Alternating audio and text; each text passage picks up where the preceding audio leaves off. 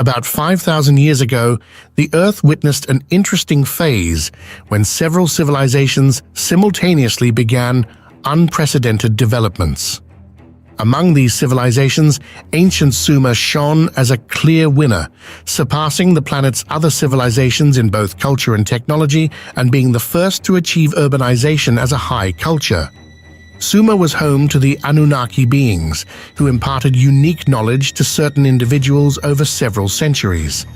The culture had clear shamanistic nuances, as belief in spirits of nature, demons, and possession was strongly incorporated into traditions.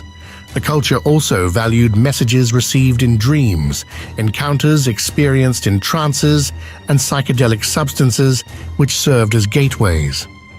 What the ancient priesthoods and selected students learned has since been passed down as tradition in mystery schools to new ears through the ages, likely to this day. In addition to all their inventions, Sumer nurtured the first elite of secret knowledge in our time, who, like the Anunnaki, believed they could reach forces that do not inhabit this dimension, at least not in the way we are accustomed to. I believe this tradition has not disappeared. During decades of research to find some understandable, sometimes even tangible truths from history and antiquity, I have noticed that the so-called elite has an obsessive need to hide or possess certain elements, objects, or values that prevailed in the ancient world. One natural reason for this is that history is one of the most important tools when it comes to the possibility of shaping and directing the present and thereby the future. But is this tool merely about changing the course of historical events according to an agenda? Or are there unknown forces from antiquity that are the object of eternal pursuit, unknown to the common people? Because history, contrary to many people's understanding, is not a correct factual timeline, but consists mainly of data points, which are people, events, and places of events, it is easily manipulable, as our fragile understanding of the prevailing time is built only on the successful combination of these individual data points. Therefore, it is by no means certain that this network of nodes is always true, but it is likely that the veil of lies has covered many a constructed conception. Of course, we have tools with which we can strive to achieve understanding. For example, archaeology provides us with physical elements through observation and measurement, whereas linguistics reconstructs and combines information in the absence of physical elements. However, we still need interpreters, such as historians, whose specialized expertise and knowledge weave us an understandable web of historical knowledge. Napoleon famously stated, "What is history but a fable agreed upon?" Unfortunately, this harsh statement is sometimes too close to the truth. The origin of extensive current historiography could be said to have begun in Greece and Rome, where great value was placed on preserving historical knowledge. Depending on the author and his preferences, fragments of knowledge were recorded from which we can still enjoy today. Examples include Herodotus, who was interested in elevating a mythical hero in his narrative, sidelining the achievements of the state or elite. Thucydides, on the other hand, focused on the timings of major events, building a chronological framework for Greek history, among others. The Roman Polybius aimed to compile a logical historiography, which was very typical for the Romans, as unlike the Greeks, they did not associate entertainment with historiography. And we are still on this Roman path, which I personally do not consider a good thing. I mean, our history teaching in schools is generally boring, learning wars and dates by heart. It needs a reform where hero stories would bring the audience to life. I do not mean that something that did not happen should be taught, but that speculation within the framework should be allowed if possible.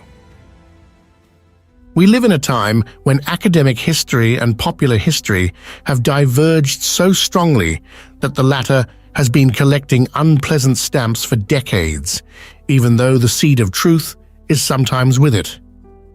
I have even heard of universities where the first courses in basic history education are dedicated to refuting the claims of so-called pseudo-archaeologists, learning to argue for dogma just for the sake of dogma, and learn so-called academic language with which the research itself becomes pedantically boastful academic jargon publications. With this method, science can also be hidden or made without the public understanding the content of the studies, as the literacy of scientific literature is lacking. But I may have digressed a bit from the topic. The question is, what interests the elite in Sumerian antiquity? Is it just and only the ownership of artifacts, or is it possibly the inheritance of certain power lines and their preservation, or is something completely different being sought, possibly a forgotten power?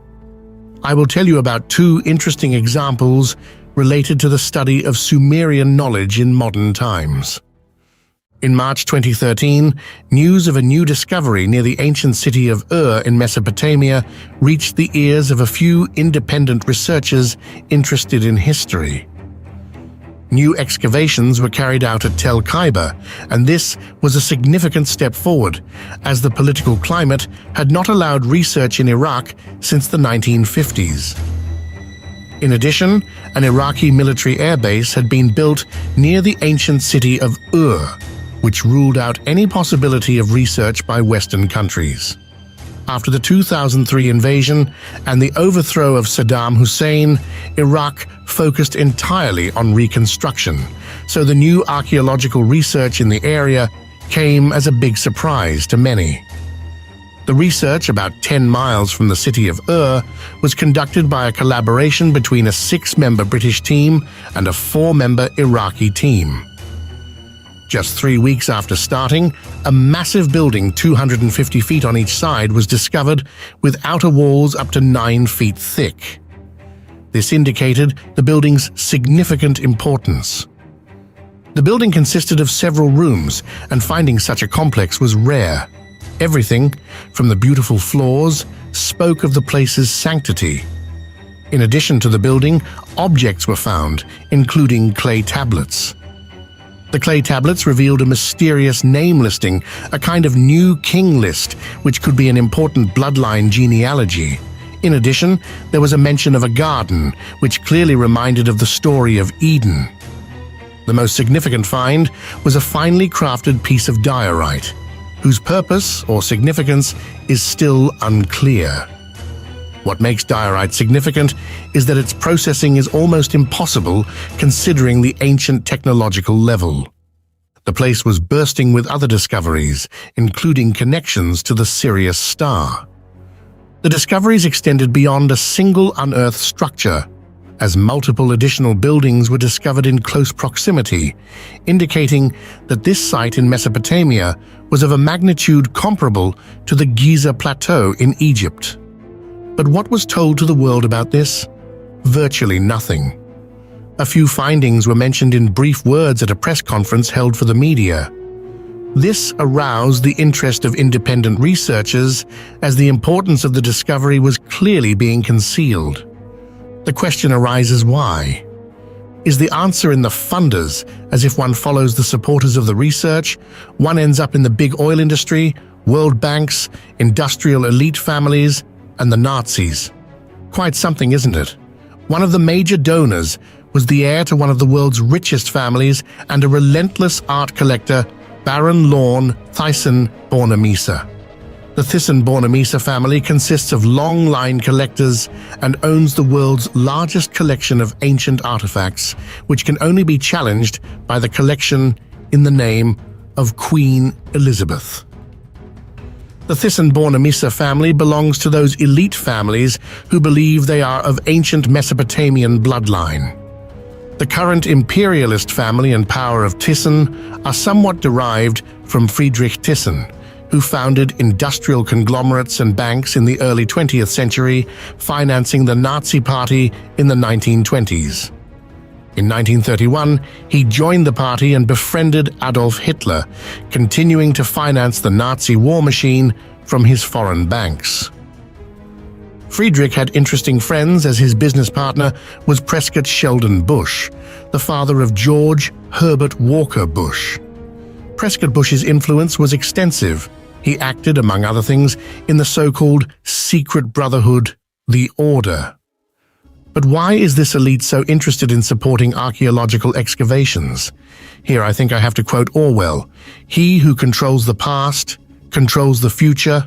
He who controls the present controls the past." The same tangles problem also includes certain researchers, as although it sounds even strange, researchers are handpicked for certain projects as they are loyal to the ideology. I know that by stating this, I may cast a shadow over science, but it would be foolish to fool oneself that the flow of money does not reach the grassroots level. I have to speculate. Is the elite in search of the secret and knowledge known as Nisirtu, a wisdom preserved by scribes educated in the Enki mystery schools over thousands of years? These preserved secrets, copied over and over again, found their way into the Royal Library of Ashurbanipal, which later served as a model for the Library of Alexandria. King Ashurbanipal was one of the last scholars who mastered the ancient Sumerian language, which had been dead for about 1,500 years during his time.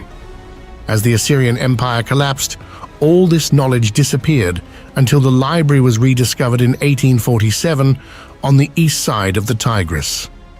I will probably make an episode about the library's contents sometime in the future.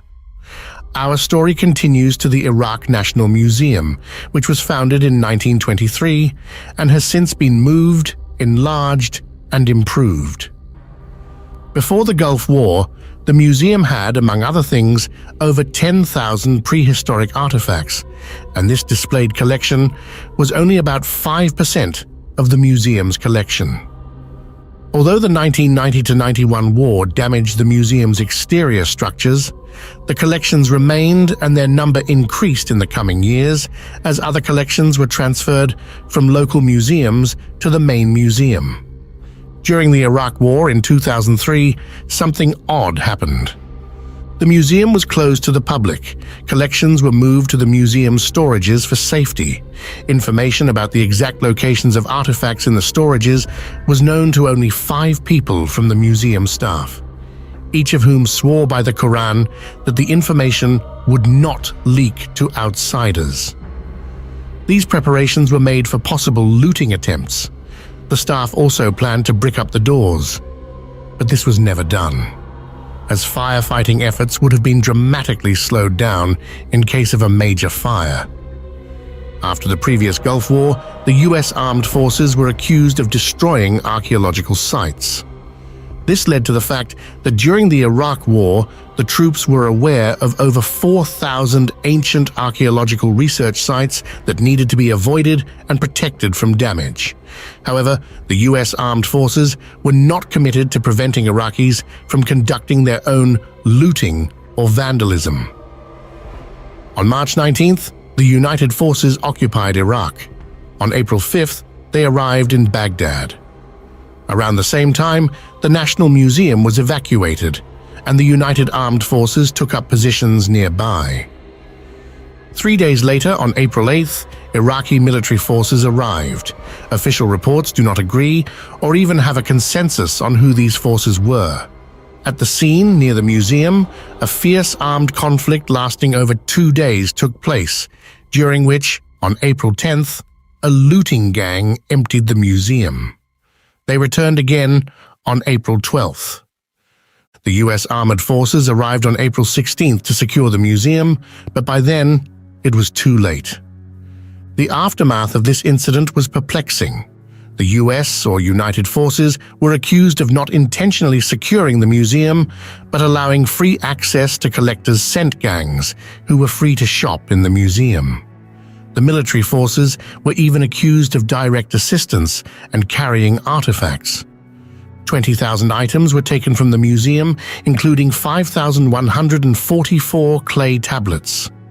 Shopping in the museum was very precise and planned, and planning would not have been possible without knowledge of the exact locations of the items, which were already known to the mentioned 5 people.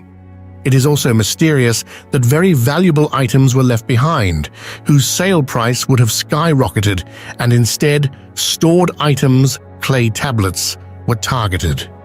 The case investigator Matthew Bogdanos considers the case to be clearly planned, even to the extent that buyers for the sought-after artifacts were ready before the attack. Where did the items end up? In private collections? In elite rituals? Did the untranslated clay tablets contain Nisirtu? And if so, what are the consequences? A global war fought in dimensions beyond our comprehensions? A war of souls and consciousness? Follow for more episodes.